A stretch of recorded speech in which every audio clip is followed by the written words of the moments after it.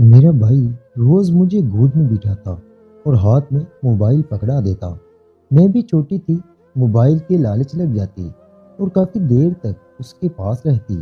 ایسے ہی ایک دن سردی تھی جب بھائی نے مجھے اپنے پاس بلایا اور کہا، آج تمہارے ہاتھ میں موبائل نہیں بلکہ ایک نرم چیز پکڑاتا ہوں۔ جب بھائی نے وہ نرم چیز پکڑائی تو میرے رونگٹے کھڑے ہو گئے، کیونکہ اتنا بھائی اکثر مجھے بہانے بہانے سے اپنے پاس بلاتے اور جگہ جگہ سے چھونے کی کوشش کرتے۔ ایک دن میں چھت پر بارش میں بھیگ رہی تھی اور گھر میں کوئی بھی نہیں تھا، اس لیے مجھے کوئی فکر نہیں تھی۔ مجھے رقص کرتے تھوڑی ہی دیر گزری تھی کہ پیچھے سے آ کر کسی نے مجھے اپنی باہوں میں بھر لیا اور میرے قدموں تلے سے زمین نکل گئی۔ جب اس نے پیچھے سے برسات کا موسم تھا اور مجھے بچپن سے ہی بارش بہت پسند تھی۔ میرا دل کرتا کہ گھر میں کوئی نہ ہو اور میں لباس سے پاک خوب مزے سے نہاؤں۔ مجھے بارش سے حقیقت میں بہت پیار تھا۔ آج بھی صبح سے ساون برس رہا تھا اور میرا دل خوشی کے مارے جھوم رہا تھا۔ ویسے تو میری ماں مجھے برسات میں زیادہ بھیگنے کی اجازت نہ دیتی تھی، لیکن آج گھر میں کوئی نہیں تھا اور میں پوری طرح آزاد تھی۔ ہمارے عزیزوں میں کسی کی شادی تھی اور گھر والے صبح سے ہی وہاں گئے ہوئے تھے۔ اس موسم کی وجہ سے ان کی جلد واپسی ممکن بھی نہیں تھی، کیونکہ وہ دوسرے شہر گئے ہوئے تھے۔ گھر کے اوپر والے پورشن میں کرایہ دار رہتے تھے اور ان سے ہمارا زیادہ واسطہ نہیں پڑتا تھا، لیکن آمد و رفت کا رستہ ایک ہی ہونے کی وجہ سے کبھی کبھی سامنا ہو جایا کرتا۔ کرایہ دار بہت ہی اچھے تھے، میاں بیوی اور ان کے 3 بچے تھے۔ گھر کا مین دروازہ کھلا ہی رہتا، کیونکہ کرایہ داروں کو بھی آنا جانا ہوتا تھا۔ میں نے سوچا کہ بارش میں بھیگنے کے لیے چھت پر چلی جاتی ہوں، لیکن گھر کا مین دروازہ کھلا تھا، اس لیے میں جھجک رہی تھی۔ کافی دیر اپنے دل پر قابو پانے کے بعد بالآخر میں بارش دیکھ کر بےتاب ہو ہی گئی اور میں نے دروازہ بند کرتے ہوئے چھت پر جانے کا فیصلہ کر لیا۔ میں تیزی سے سیڑھیاں چڑھتی ہوئی چھت پر آئی اور دیوانوں کی طرح بارش میں بھیگنے لگی۔ میرے کپڑے بارش کے پانی سے جسم پر چپک گئے تھے اور میں دوپٹے سے بے نیاز بارش کی دھن میں رقص کرنے میں مصروف تھی۔ جیسے بارش کی شدت میں اضافہ ہو رہا تھا، میرے رقص میں بھی تیزی آتی جا رہی تھی۔ میرے بال گیلے ہو کر میرے چہرے سے چپک گئے تھے اور بارش اتنی تیز ہو رہی تھی کہ مجھے سامنے کا کچھ بھی دکھائی نہیں دے رہا تھا۔ ابھی مجھے بارش میں بھیگتے ہوئے کچھ ہی دیر گزری تھی کہ ایسا محسوس ہوا جیسے کوئی میرے پیچھے کھڑا ہو، اور اس سے پہلے کہ میں پلٹ کر دیکھتی، کسی نے مجھے اپنی باہوں میں پوری طرح قید کر لیا تھا۔ میں بارش میں بھیگ کر بے حجاب ہو رہی تھی۔ میں نے خود کو چھڑانے کی بہت کوشش کی، لیکن ناکام رہی۔ اتنی بارش میں تو میرے چیخنے کی آواز بھی دب گئی تھی۔ وہ جو کوئی بھی تھا میرے اکیلے پن کا پوری طرح فائدہ اٹھا رہا تھا اور اس کے ہاتھ میرے پورے جسم کو نوچ رہے تھے۔ میں کچھ بھی سمجھ نہیں پائی تھی اور وہ مجھ پر پوری طرح حاوی ہو چکا تھا۔ میں نے خود کو بچانے کی ہر ممکن کوشش کی، لیکن نہ بچا سکی۔ وہ مجھے کھینچتے ہوئے چھت پر بنے چھوٹے سے اسٹور روم میں لے آیا تھا۔ اسٹور روم میں رکھے ٹرنک کے اوپر مجھے لٹا کر اس نے میرے ساتھ وہ سب کچھ کیا جس کے بارے میں سوچتے ہوئے بھی میری روح کانپ جاتی ہے۔ میں اب تک اس کا چہرہ نہیں دیکھ پائی تھی۔ وہ میرے ہاتھوں کو میری کمر کی طرف لگائے پوری طرح میرے جسم کو اپنے دانتوں سے ادھیڑ رہا تھا۔ مجھے ہمیشہ سے ہی چست لباس پہننے کا شوق تھا اور بارش میں بھیگ کر میرا لباس اور بھی جسم سے چپک گیا تھا، اس لیے فوراً ہی پھٹ گیا۔ میں درد کی شدت سے تڑپ رہی تھی اور شاید اس شخص کو میری تڑپنے پر مزہ آ رہا تھا۔ جس قدر میرے منہ سے درد بھری آواز نکلتی، وہ اس قدر تیزی سے اگلی دفعہ مجھے اپنا نشانہ بناتا۔ تھوڑی ہی دیر میں وہ مجھے پوری طرح برباد کر چکا تھا اور جیسے ہی میری نظر اس کے چہرے پر پڑی تو یہ دیکھ کر میری جان نکل گئی، کیونکہ وہ کوئی غیر نہیں تھا۔ جاتے جاتے اس نے مجھے دھمکی دے کر کہا کہ اگر یہ بات میں نے کسی کو بھی بتائی تو وہ مجھے ہی اس کام کا قصوروار ٹھہرائے گا۔ میں جو بہت خوشی سے چھت پر رقص کرنے کے لیے آئی تھی، اب پوری طرح برباد ہو کر اسٹور روم میں پڑی تھی۔ کافی دیر اپنی بے بسی اور بربادی پر ہونے کے بعد جب میں نے خود پر نظر ڈالی تو میں شرم سے پانی پانی ہو گئی۔ میرے جسم پر لباس جگہ جگہ سے پھٹ چکا تھا اور میرا تمام جسم نمایاں ہو رہا تھا۔ اس شخص کے دانتوں کے نشان میرے پورے ہی جسم پر واضح نظر آ رہے تھے۔ پھر جب میں نے اپنی اصل جگہ کو دیکھا تو میری روح کانپ گئی، کیونکہ نیچے سے میرا نام پروین تھا اور میں 17 سال کی تھی۔ میری بڑی بہن کی شادی کو کافی عرصہ ہو گیا تھا۔ ہم جس گھر میں رہتے تھے وہ 2 پورشن پہ تھا، اس لیے ابا نے اوپر والے پورشن کو کرائے پر دے دیا۔ ہم جس علاقے میں رہتے تھے یہاں آبادی دور دور تھی، ہمارے قریب کوئی گھر نہیں تھا۔ کرایہ داروں کی عورت سے میری کافی دوستی ہو گئی تھی۔ وہ بہت اچھی عورت تھی اور اس کا میاں بھی بہت اچھا تھا، اسی لیے ہمارا آنا جانا لگا رہتا تھا۔ یوں بھی ہمارے گھر کا داخلی دروازہ ایک ہی تھا۔ اندر آنے کے بعد گھر 2 حصوں میں تقسیم ہو جاتا تھا۔ کبھی میرے ماں باپ نے بھی ان کے پاس آنے جانے میں کوئی روک ٹوک نہ کی۔ ہم بالکل ایسے ہی رہتے تھے جیسے کہ ایک خاندان۔ کرایہ داروں کی بیوی زہرا سے میری اچھی دوستی تھی۔ وہ ایک نفیس خاتون تھی اور میں ان سے سلائی کڑھائی کا کام بھی سیکھنے لگی تھی، اس لیے میرا زیادہ تر وقت ان کے ساتھ ہی گزرتا تھا۔ زہرا کے شوہر جواد بھی ایک اچھے انسان تھے اور جب میں سلائی سیکھنے جاتی تو وہ بھی ہمارے ساتھ بیٹھ کر باتیں کرتے۔ جواد بھائی سے میرا ہنسی مذاق بہت زیادہ تھا۔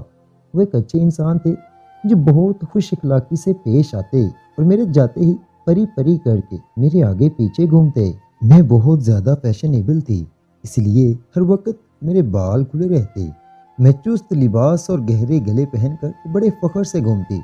جواد بھائی اکثر ہی میری تعریف کرتے کہ میں بہت خوبصورت اور پھولوں جیسی ہوں۔ جواد بھائی کے منہ سے اپنی تعریف سن کر میں گلزار ہو جاتی، کیونکہ میں عمر کے اس حصے میں تھی جہاں کسی بھی مرد کی تعریف بہت معنی رکھتی ہے۔ زہرا باجی اکثر ہی اپنے میکے رہنے کے لیے جاتی تو میں ہی جواد بھائی کو کھانا وغیرہ پہنچا دیا کرتی۔ زہرا باجی کی غیر موجودگی میں تو جواد بھائی میری حد سے زیادہ ہی تعریفیں کرتے اور مجھے پاس بٹھائے رکھتے۔ میرے ابا تو نوکری پیشہ تھے اور امی بھی شوگر کی مریضہ تھی۔ گھر کے تھوڑے بہت کام کاج کے بعد وہ اپنے گھر میں ہی آرام کرتی رہتی اور میں سارا وقت جواد بھائی کے پاس رہتی۔ کبھی کبھی تو جواد بھائی مجھے اپنے برابر میں بٹھا کر میرا ہاتھ پکڑ لیتے اور کہتے تھے، پری تم تو بالکل ہی پریوں جیسی ہو۔ میری گلابی رنگت اور آنکھیں جواد بھائی کو بہت پسند تھی۔ زہرا باجی کی غیر موجودگی میں جواد بھائی کی بے باک نظریں میرے وجود پر جمی ہوتی اور میں شرما سی جاتی۔ بالکل میری ایسی ہی تعریفیں میری بہن ملائکہ کا شوہر سلمان بھی کرتا تھا۔ ملائکہ شادی ہو کر زیادہ دور نہیں گئی تھی اور اس کا شوہر سلمان ہر 2 دن بعد ہمارے گھر کسی نہ کسی کام سے آتا اور پھر میرے ساتھ ساتھ ہی رہتا۔ ملائکہ کا شوہر باورچی خانے میں بھی میرے ساتھ ہوتا اور ہنسی مذاق کرتے ہوئے مجھے پوری طرح ہاتھ بھی لگاتا، لیکن مجھے یہ سب برا نہ لگتا کیونکہ میں اسے مذاق سمجھتی تھی اور ملائکہ کا شوہر تو ویسے بھی میرا پھپھو زاد بھائی تھا، اس لیے مجھے اس کا فری ہونا بالکل برا نہیں لگتا تھا۔ مجھے اگر کہیں جانا بھی ہوتا تو ملائکہ کا شوہر مجھے بائک پر بٹھا کر لے جاتا اور خوب گھماتا پھراتا۔ کئی دفعہ مجھے ملائکہ نے کہا کہ میرے میاں سے دور رہا کرو، وہ تم میں بہت زیادہ دلچسپی لیتا ہے، لیکن میں جانتی تھی کہ میری بہن یہ حسد میں کہہ رہی ہے، کیونکہ میں بہت ہی زیادہ حسین و جمیل تھی جبکہ میری بہن معمولی شکل و صورت والی تھی۔ ایک دن امی بازار گئی ہوئی تھی۔ جب میں زہرا باجی کے پورشن میں گئی تو پتہ چلا کہ زہرا باجی اپنے میکے رہنے گئی ہیں جبکہ جواد بھائی گھر میں ہی موجود تھے۔ مجھے دیکھتے ہی کہنے لگے، پری آؤ میرے پاس بیٹھو، میں تمہیں چاکلیٹ کھلاتا ہوں۔ چاکلیٹ کے نام پر تو میں جان دینے کو راضی ہو جایا کرتی تھی۔ میں جلدی سے جواد بھائی کے پاس بیٹھ گئی۔ جواد بھائی محبت سے مجھے دیکھ رہے تھے اور میں بہت نروس ہو رہی تھی۔ تھوڑی دیر میں جواد بھائی فریج سے آئس کریم نکال کر لائے اور مجھے اپنے ہی ہاتھ سے کھلانے کی فرمائش کرنے لگے۔ میں بہت دنوں بعد آئس کریم دیکھ رہی تھی، اس لیے میں فوراً مان گئی۔ جواد بھائی نے خود مجھے اپنے ہاتھوں سے آئس کریم کھلائی اور اس کے بعد وہ میرے چہرے کو بھی چھونے لگے۔ جواد بھائی کہہ رہے تھے کہ میں ان کے پاس آ کر بیٹھ جایا کروں کیونکہ ان کا اکیلے میں دل نہیں لگتا۔ آج کل ان کی نوکری سے بھی چھٹیاں ہیں اور زہرا باجی میکے چلی گئی ہیں۔ جواد بھائی کی ساری نظریں تو میرے گہرے گلے پر جمی رہا کرتی تھیں اور میں اس بات پر فخر کرتی تھی کہ وہ مجھ پر سے نظر نہیں ہٹا پاتے۔ میرے پاس موبائل فون نہیں تھا जवाद भाई मुझे अपना मोबाइल दे दिया करते थे और मैं उस पर गेम खेलने में इस कदर मगन हो जाती कि मुझे ये भी एहसास न होता कि जवाद भाई बहाने बहाने से मुझे छू रहे हैं। कभी कभी तो वो गेम सिखाने के बहाने मुझसे इस कदर चिपक कर बैठ जाते कि मेरे लिए सांस लेना दुश्वार हो जाता। अक्सर वो मुझे अपने साथ बेड पर बिठाकर गेम सिखाने की कोशिश में पूरी तरह अपनी बाहों में जकड़ लेते और हिलने तक न देते। मैं क्योंकि जवानी की सीढ़ियां चढ़ रही थी, इसलिए जवाद भाई की कुर्बत में कभी कभी तो मेरे लिए सांस लेना महाल हो जाता और मैं उनकी सांसों की गर्माहट से बेहाल होने लगती। सर्दियों के दिन आए तो जहरा बाजी की तबीयत खराब हुई और वो लंबे अरसे के लिए अपने मेके चली गई। सर्दी में मेरी अम्मी की तबीयत भी ठीक नहीं रहती थी, इसलिए वो सारा सारा दिन अपने कमरे में ही बंद रहती। मैं कामों से फारिग होकर जवाद भाई की तरफ का रुख कर लेती क्योंकि मुझे उनका मोबाइल चलाना होता था।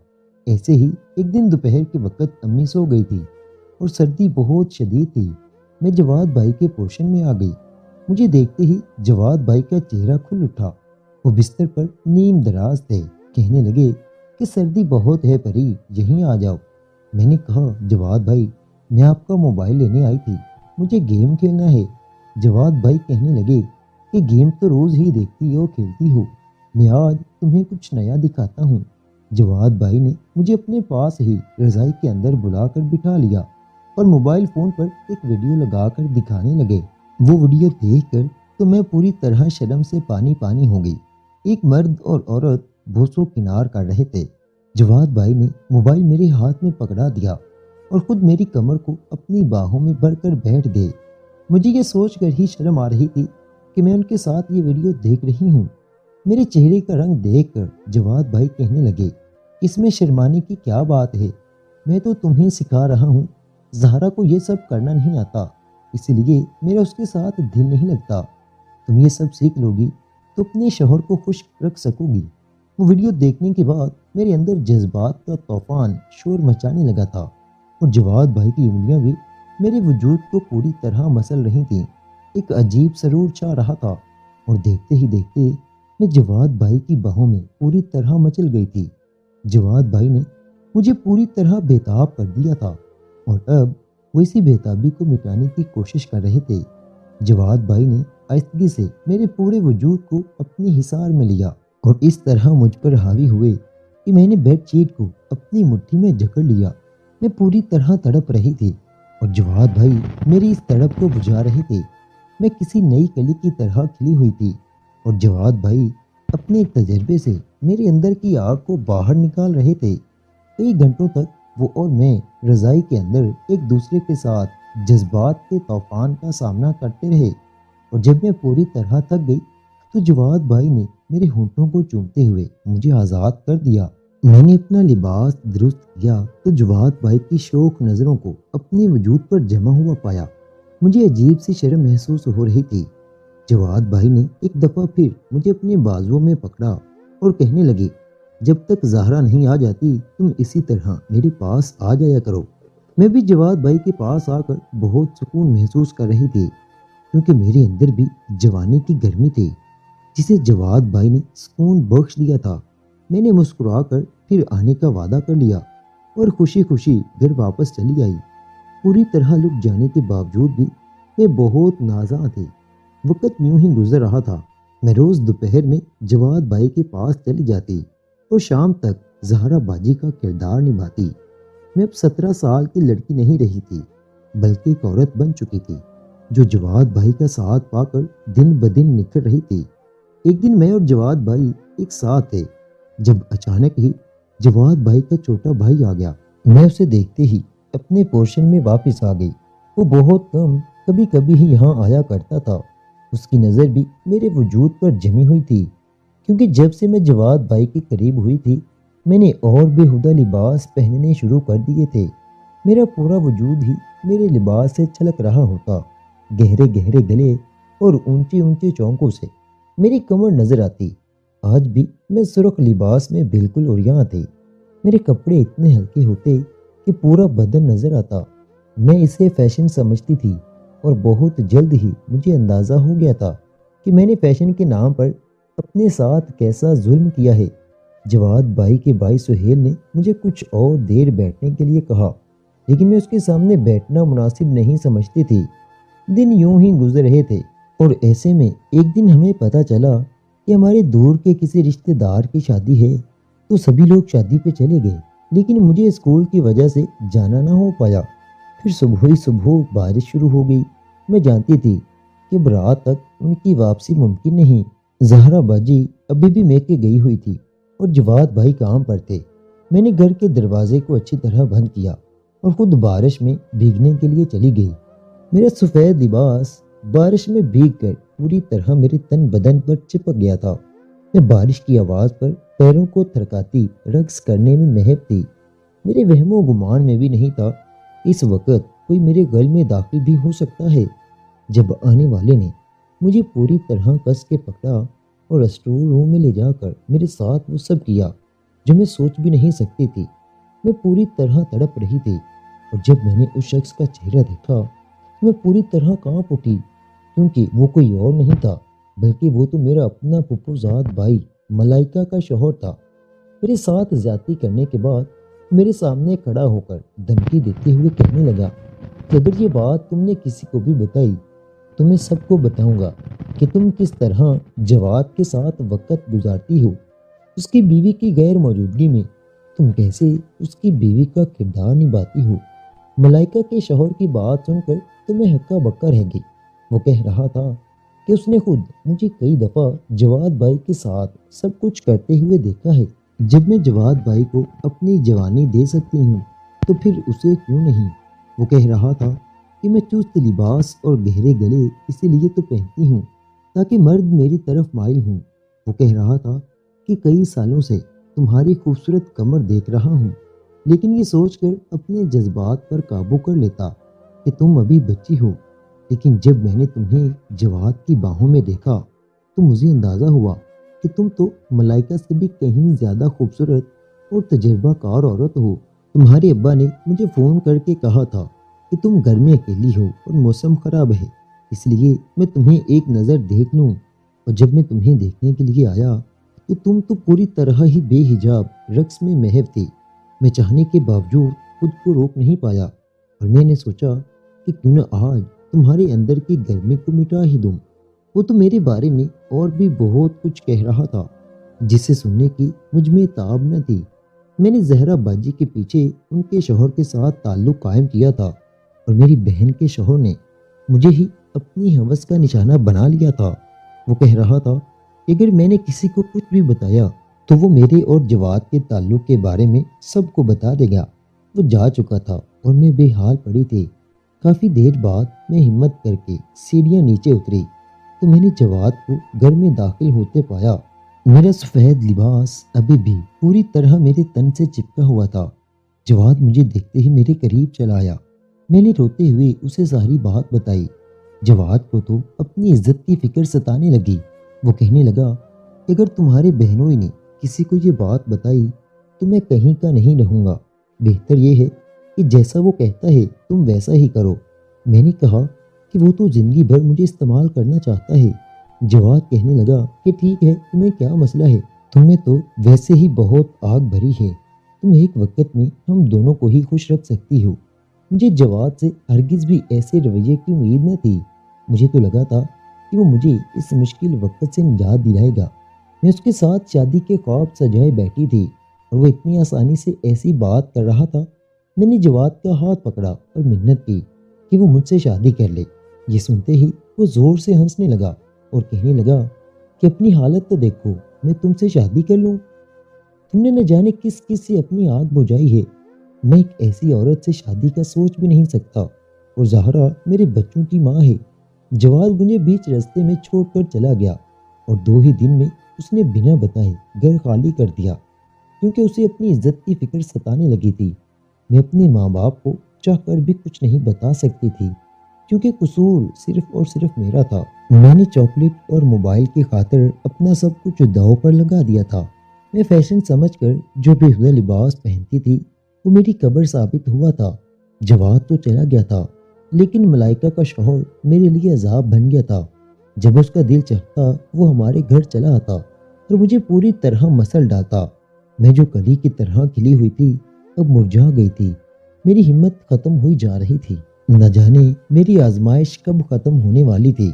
मैं अपने ही हाथों खोदे हुए गड्ढे में पूरी तरह घिरी हुई थी। अब तो मैंने चुस्त लिबास और गहरे गले पहनना भी छोड़ दिए थे। मैं हर वक्त रो रो कर अपने गुनाहों की माफ़ी मांगती। जवाद ने मेरी पूरी जिंदगी तबाह कर दी थी।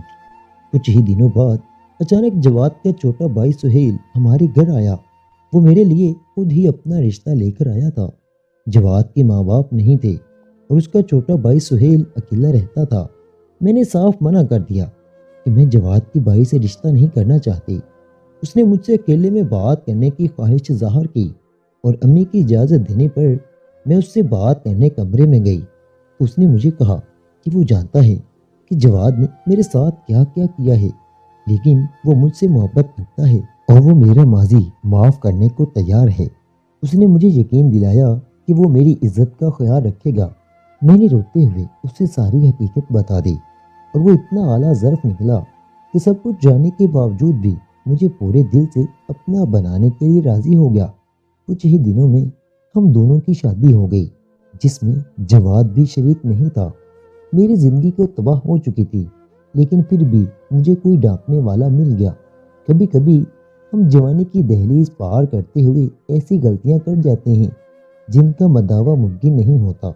मैंने भी 17 साल की उम्र में जज्बात में बहकर ऐसी ही गलती की थी।